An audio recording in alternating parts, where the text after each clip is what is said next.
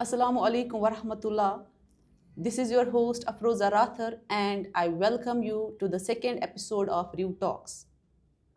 REW Talks is a visionary initiative founded by Sir Ruhil, CEO of REW Academy. This is a platform where stories inspire, journeys speak, and young voices remind us that dreams truly have wings. Today, we are joined by our remarkable student who has turned challenge into strength and learning into confidence. Let's hear her inspiring story. So, she is Miss Anisa Manzoor.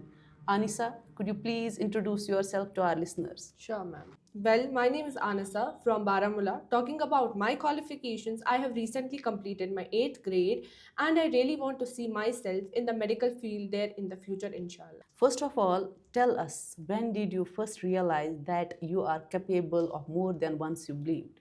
I just realized this thing when I just entered the REW classroom, and I thought that I will not be able to speak English language.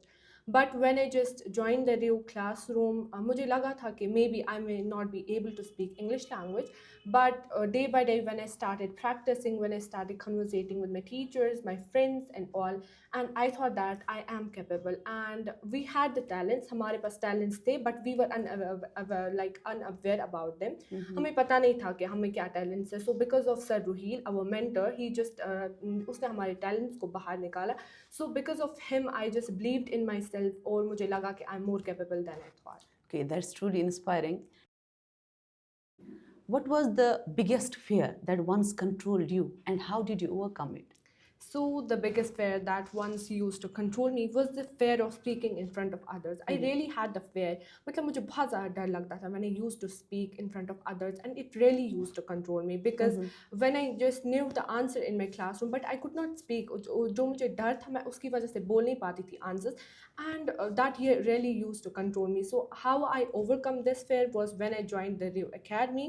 So I was the first student. The one thing which I want to really share here is I was the first student जिसने यहाँ पे admission किया था, and I really feel happy that I was the first student. So when I just joined the REW Academy, I really felt so happy because there was a huge improvement in me because I just improved a lot. जो मेरे fears थे वो सारे बाहर निकल गए because I was able to speak. I was enough confident, and the confidence I'm having today is all because of the REW Academy. And the credit goes to the CEO of the REW Academy, that is Sir Ruhil, and truly inspiring teacher, and I really learned a lot from him, and this is all because of him, and this is how I overcome my fear. Yeah, okay. Communication skill plays a huge role in shaping personality. Yes, ma'am. So, how has learning communication skill changed the way you see yourself? So learning communication skills has changed me a lot because when I just started learning the communication skills, from that day I started believing in myself. From that day I started trusting in my voice, and I think that learning communication skills has changed me a lot. Because of learning communication, I started trusting my own voice because I was not enough confident about myself. I was not like believing in myself. But the day I started learning the communication skills, I have really improved a lot. Okay. What message would you like to give to the young students who doubt their abilities? So, the message I would like to give the young minds is that we all have to face challenges in our life, and the mistakes and the failing is the part of learning. Like if we fail, if we are making the mistakes, that means we are learning. We should be happy if we are creating the mistakes. If we are failing somewhere, that means we are growing.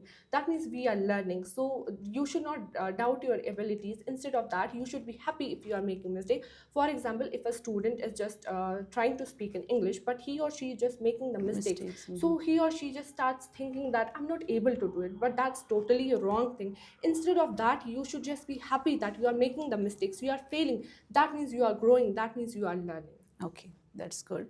So, did you ever feel left behind at any stage of your journey, and what helped you move forward?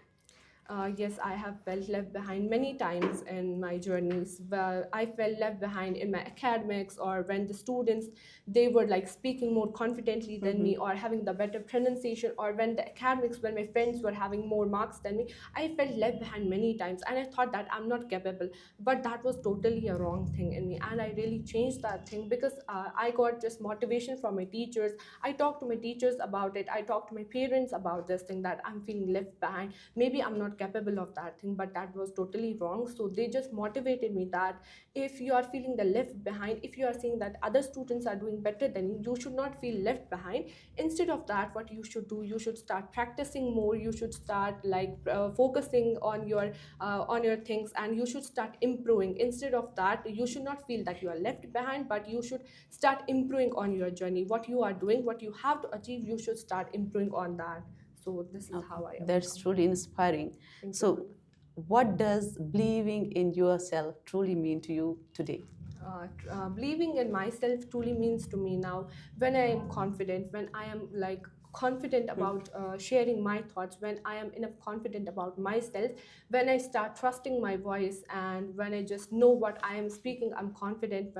So this is how believing in myself truly means to me now. Okay, everyone has someone who inspires us. Yes, ma'am. Who inspired you in your journey and why? So the one who inspired me in my journey was my mentor, my language trainer, Sir Ruhil. He inspired me a lot in my journey. I still remember the first day when I just joined the tuitions. We were having our English class, and he taught us. So before one day, he just taught us the lesson, and after that, when I came another day, I was not aware that we are having the presentations today.